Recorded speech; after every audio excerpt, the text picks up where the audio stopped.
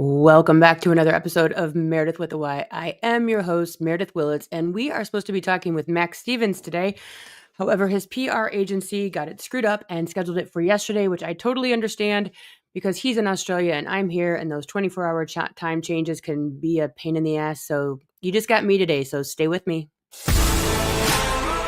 Hello, everyone. This is Meredith with a Y, and I am your host, Meredith Willits. Today, we are going to go deep, changing lives, and I am giving you the keys to the castle.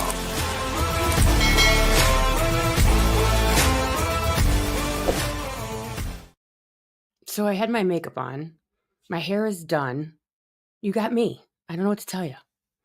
Supposed to be Max Stevens. He's an author and life coach from Australia. His PR agency screwed it up. I get it with the 24-hour time change. Things happen. But the show must go on. And that's kind of what I decided that this podcast episode was going to be about, because this just happened 1 second ago. And so you have to roll with the punches. And it's funny because I'm like, okay, what the heck am I going to talk about, considering I have nothing to talk about except for the fact that I'm supposed to be interviewing this guy about his coaching platform and the book that he wrote. And so I decided to go with exactly what I was going through in this moment, which is when you try to fight what is, you are destined to be miserable. And what is that my guest is sleeping right now in Australia, and I have a podcast show to do. And I have prepared absolutely nothing except for that podcast interview. And I could sit here and choose to be angry and frustrated and, tear up his PR agent one side and down the other, or be miserable and storm off and decide not to do the show and go downstairs and eat oatmeal. Or I can decide to just sit with it and go, okay, I must have something to say. This must be happening for a reason. And every single time I've ever done that in my life, it has exponentially made my life better. When I stopped pushing and whining and wishing about, well, I wish it should be, which is so funny because I was just thinking about this the other day. Do you ever hear men talk about we should have won that game, or the Browns should have won that, or the Bulls should have won that, or we shouldn't? I'm like, well, if you were supposed to, you would have. And then they go on this whole diatribe as to why they should have won. And I'm like, but you didn't. They didn't win. I don't know how to tell you that. And that's the same thing with life. If I was supposed to have this interview today, I would have, which means that someone out there is shoulding and woulding and coulding and I wishing up one side and down the other that maybe needs to hear this. And this, I believe, Eckhart Tolle, I literally need to learn how to say his name because I actually talk about him quite often. He talks about this. I believe it's The Power of Now, one of his books. But it's this idea that wherever you are and whatever is happening is the way it's supposed to be. But more importantly, wishing for something other than what is what's actually making you miserable. Whatever is happening right now, this is where we are. So if you sit there, I wish I had this and I wish I had that and I wish it was different. That is what's actually making you miserable. But if you sit inside of what is and you decide, hey, this is where I'm at, now what do I do with it? Now where do I go from here? That's when the magic starts to happen. Because when you sit inside of a place of wishing and should be, you're the victim. You're victimized by the should. And I remember learning this. I think I was back, I had to be in my 30s. And I can't remember who I heard it from, but the way it was described is every should is a backpack, is a brick that you put in your backpack. So I should be thinner. I should be prettier. I should be smarter. I should be wealthier. And all of those shoulds just weigh you down and weigh you down and make you more tired and make you more exhausted and make you more miserable and make you more anxious and depressed. because you're living inside of a space that you can't possibly get to because you're not there. And so you instead of focusing on what can I do right now, you're just thinking about how you're a victim to your circumstances and the world around you. And then how do you move from there because you're weighed down by this victimhood of should and would and wish and I need tos and all this other bullshit. And people will put their shoulds on you too. They will absolutely give you a backpacks of shoulds. And it does nothing to help you. You have to sit right. I should be 10 pounds thinner. What the hell is that going to do for me? How about I just say, okay, what am I going to do today? And that's really how I managed quitting drinking. Because I would have people come up to me and say, oh my God, like, what if you want to go to Napa? What if you go to Nashville? Are you going to drink then? And I would go, look, I don't really know what's going to happen when I get to Nashville, which PS, I didn't even want to drink when I went to Nashville because I just went there recently for a day. But I just know I'm not going to drink today. And that's kind of this idea of presence, of removing like, well, what if I want to? Well, who gives a shit what if? Like, what if you do want to? Okay, you'll address it then, but I'm not going to get in my head about it. I'm not going to make myself crazy. I'm just going to worry about right this second. What am I doing today to make this podcast better? What am I doing today to eat right, to live healthy, to go for a walk, to text family and friends, to stay connected, to work with clients, to better my career, to be a better mom, to be a better wife, to be a better human? What am I doing today? Not what should I be doing? What am I doing right? What am I doing? What are you doing? And I love this concept of reverse engineering. And if you haven't heard about it, it's the coolest thing ever. And it really was one of the, I believe, catalysts to me losing weight and quitting drinking and getting to where I'm at today. And what you do is you just see yourself in the future. Who do I want to be in 10 years? What does she look like? What is she doing? What does she eat? How does she exercise? And then you reverse engineer all of that and go, okay, I'm just going to do that starting today. And if I do what she does, Meredith, 10 years from now, because like she doesn't eat a dozen donuts. And if she does, it's like once a year. PS. And she goes for walks. And she has a community of like-minded people that love and support her. And she doesn't hang out with people that treat her like shit. And she walks the walk and talks the talk. And that's one thing. I think I talked about this. I have a new podcast. If you haven't heard about it, it's TikTok Famous Podcast, the stories behind the scroll. If you're interested in TikTok people, creators or influencers, I interview them over there. I only have one episode up so far. It's a brand new podcast. It's going to be huge. I know it is. It's just going to be huge.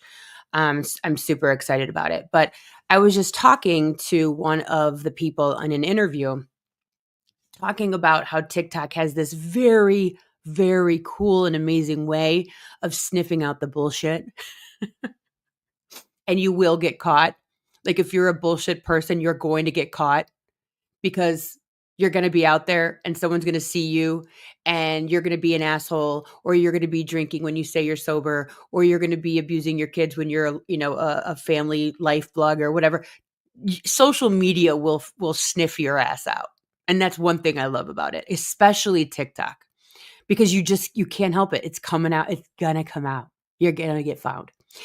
And when I saw myself 10 years from now and who that Meredith is 10 years from now, not who I should be, but who I really saw myself as, and again, reverse engineered her to being who I am today, to be in alignment with that end game. It was to be authentic. It was to show up as authentic as possible on a screen or in your ear as best as I possibly could, in alignment with myself. Now, granted, I don't wake up with lipstick on, and obviously you're not seeing me do dishes because that would be a boring podcast. but I do try to show up as vulnerable as possible, because if I just show you the good parts, or, the parts that weren't struggling, or the parts who don't have problem, like if I'm talking about it here, I've gone through it. There's a 99% chance that whatever I'm talking about here, I have touched that hot stove. I have touched it. I have burnt myself on it. I have learned about it. I have grown about it. I have ruminated on it. And I am then bringing it here to you, because I'm just that girl. I am just that girl. And granted, there's always going to be things that are going to be private, but for the most part, who you see today is who I try to be all the time, everywhere, in every capacity. But back to sitting in the is. Sitting in the is means not ruminating about what isn't. And it led me to a really cool place. I don't even remember where I was. I think I was someplace with a bunch of women. I had to be, because I remember um, looking at a woman that I was sitting with, and I said to her, I don't really know what's happened to me, but I'm not jealous of people anymore at all. Like, there's no ounce of jealousy inside of my body anymore. Now, when I look at people that have different lives than me, what I think about is aspiration or goal setting or interest, but never jealousy. It's always just with wonder how they did that. Or, I like that. I want to try it. Or, I bet you they work out really hard to look that way. Or something to that effect, you know? I never look at people with that jealousy bone. It's just completely gone inside of me. And it's such a peaceful place to be, because that means that I'm present and I'm not wishing or hoping or thinking I should be someplace I'm not. So let's give some real world examples. Um, let's say that you are sick, you're not feeling well, and you're like, oh God, I wish I was healthy. Well, you're not. You're not right now. You're not healthy right now. So, what is it that you can do? Let's spend the energy on what we can do right now, instead of wishing that we were healthy. Now, granted, we're all like, oh God, I can't wait to be healthy again. Or, I feel like such death. But being miserable inside of the wish, instead of being an active participant, instead of belaboring what isn't. And I think that is what is just so painful, is belaboring what is not. It's just such a waste of energy. My daughter's on a softball team. And, this might be something y'all can comment on, because this could be my theory. I have not chat GPT'd it. I have not Googled it. I have not talked to a doctor about it. But these girls stand in, see, this is me wishing for something that wasn't. These girls stand in the dugout and scream for 2 straight hours. Either they're screaming on the field or they're screaming in the dugout for 2 hours. 2 hours. And all I can think about is A, I would have a headache to beat the band. B, they have to be using so much oxygen and energy that I don't even know how they run around the bases after screaming for 2 straight damn hours. And I don't know if they're screaming for the pitcher, against the pitcher, for the batter. I don't know what they're screaming about. I don't know if it's hype or whatever. But I will tell you this. I look over at the other dugout and none of them are doing this. So all I can think about is they're wasting a lot of energy. Just say. And so think about that in your life. Are you wasting energy in the dugout? Or are you just making the changes and making the plays and doing what you're supposed to be doing in life? I love that. Who's the genius that just decided on the fact of that? Me. Love it. But true. Like, why are we spending so much time, effort, and energy screaming in the dugout when we can just be changing our lives? Just change your life. Just stop drinking, stop smoking, stop eating so much, go for walks. Is it difficult? Yes. Are you a reptile? No. Use your prefrontal cortex. Get out of the reptilian brain. You don't have to listen to your brain. I talked to a 20-year-old one time in a coaching appointment, and I told him, you don't have to listen to your brain, right? He's like, no, I didn't know that. I'm like, yeah. When your brain tells you at midnight to order a pizza, you could literally say, brain, I don't really want to eat a pizza at midnight. It sounds tasty. It sounds like a good idea. But instead of eating, I should probably go to sleep. Mind blown. He's like, I thought my brain was me. No, it's not. Your brain is an absorption of commercials. Your brain is an absorption of school and parenting and church and friendships and marketing and social media. So yeah, your brain is going to think that you're supposed to eat a pizza at midnight because it's going to be fun. Don't have to listen to it, reptilian brain. I've done an entire podcast series on this about weight. You don't have to listen to your brain that tells you to do shit. So if you want to change your life, stop worrying out what should be and instead decide what can I do right this second. I can stop buying shit in my house. I'm telling you this right now. If I have a bag of pretzels in my house, I'm eating it. It's that simple. I'm going to eat it. I'm probably going to open a jar of peanut butter and eat those pretzels with peanut butter. Why? Because it's there. Because I have reptilian brain just like everybody else. So what do? I don't buy them. And if I do buy them, I know I'm going to eat them. That's just the way it is. Sometimes you have to outsmart your own self. You have to outsmart yourself. Because you want the you that you can see in 10 years. So instead of complaining about what is or what should be, I should have won. Okay. No, you shouldn't have won. You didn't work hard enough. The other team worked harder. No, you shouldn't be a size 6. Your friends are actually working out every day and eating the right food, and you're not. No, you shouldn't be the CEO because you haven't done what it takes to get there.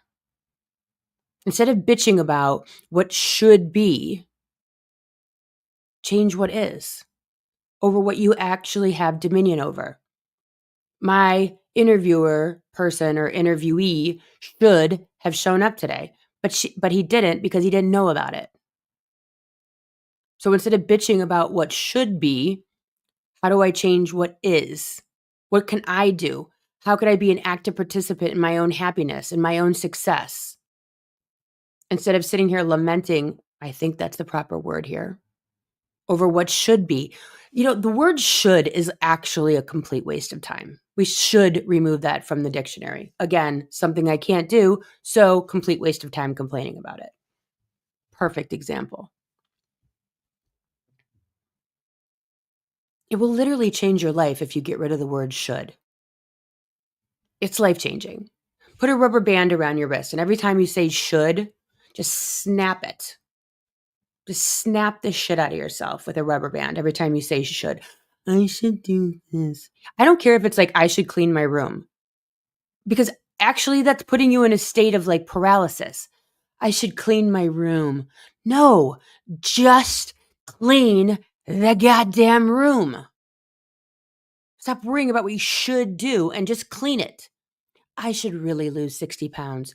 Don't worry about what you should. Just lose the weight. Just do it. Just do it. You're wasting so much time, effort, and energy screaming about it from the dugout. Just do it. See, Nike had it right. Brilliant marketing. Get rid of the word should, because should is cutting you off at the knees. Should is making it this thing that is impossible. I think should is actually, the sweatshirt, the t-shirt, the motto of procrastinators. Thoughts? I mean, think about it. I should do this. No, just do it. Does it make you feel better by saying you should have won the game? You should be doing something else? To me, the more I even say it here, the more annoying and gross the word should is. How about you just start doing it? I should lose 10 pounds. Just do it. Just shut up about it. Just freaking do it. You're gross. Just stop bitching. Stop saying the Browns should have won. What they need to do is they need to have like a bunch of witches go to the Browns stadium and just sage the shit out of that stadium. They need to sage the shit out of the whole town because I don't know what's going on with Cleveland. I don't know if it's the stadium, the land. I mean, the stadium is like probably literally built on like an ancient burial ground or something, Cleveland Browns Stadium, but I digress. So if anyone wants to hire me, I'm happy to come and sage the entire Cleveland Browns Stadium. Even though I heard they're moving, which I don't know if that's a great idea, just my opinion. But if it's built on an ancient burial ground, maybe it's a good idea. And maybe that's why they lose all the time. But they shouldn't win. They shouldn't. They're not as prepared. When you watch the Cleveland Browns play other teams, it literally looks like they're playing two different sports. It's like they're different. I don't even know what's happening there. They're two different sports. Just ask Mike Polk. He did a whole thing on it. What is a Factory of Sadness? If you haven't, go Google the Factory of Sadness on YouTube. It's maybe the greatest thing ever like recorded in the history of like comedy. Total Saturday Night Live, but better. But yeah, the Browns shouldn't win. You shouldn't be 40 pounds thinner. You shouldn't be more in your career than where you are for whatever reason. We don't know why. Maybe it's just not the right timing. Maybe you're not prepared. But what can you do today to change it? You shouldn't be taller. You shouldn't be shorter. You shouldn't be prettier. Because these shoulds they're just victimizing you. They're giving you this weird excuse or pause or whatever it is to not be where you want to be and to push it out in the future or just like make it unattainable instead of just making it an actionable situation. It just should be an actionable situation. Isn't that so? Get rid of the word should. It's the worst. And if someone should you should do this. No, I shouldn't. Go away with your shoulds. They're the worst. So yeah, I was supposed to have a guest on today, but instead, we're here because this is where we're supposed to be. How many things in your life can you change if you just said, this is where I'm supposed to be, and then look around and figure out why?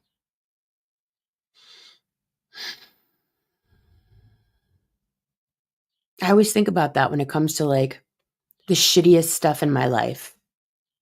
Why was I supposed to go through that? What was I supposed to learn? What did I learn? How am I using that to change my life and others? I never look at it as a victim. I always look at it as a catalyst for change. I always look at it and go, all right, why am I here? I don't know why. I guess I just don't want it to waste my time.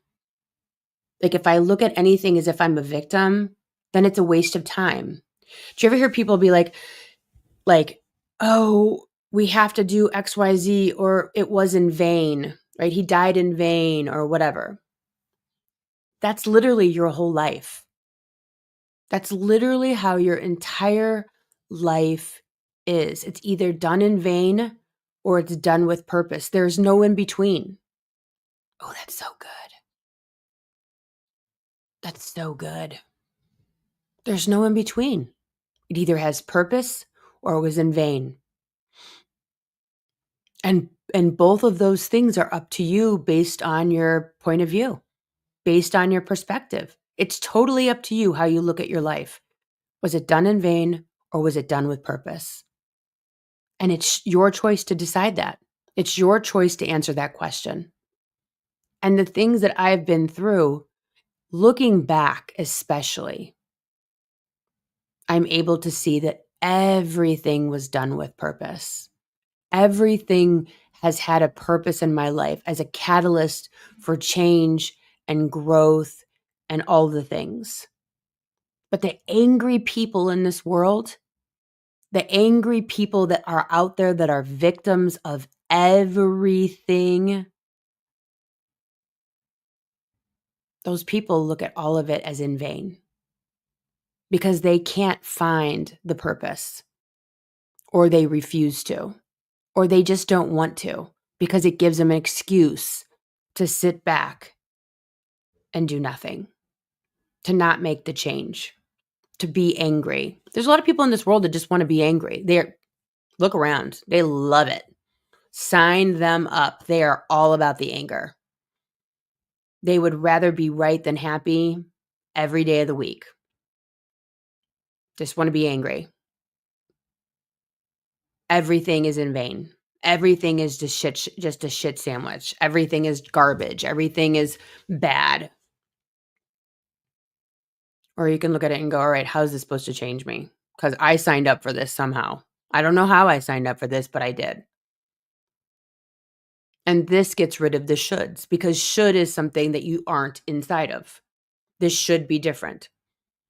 And I am a line voting Democrat, but I know for beyond a shadow of a doubt, everything that's happening right now is exactly the way it's supposed to happen, or it wouldn't be happening.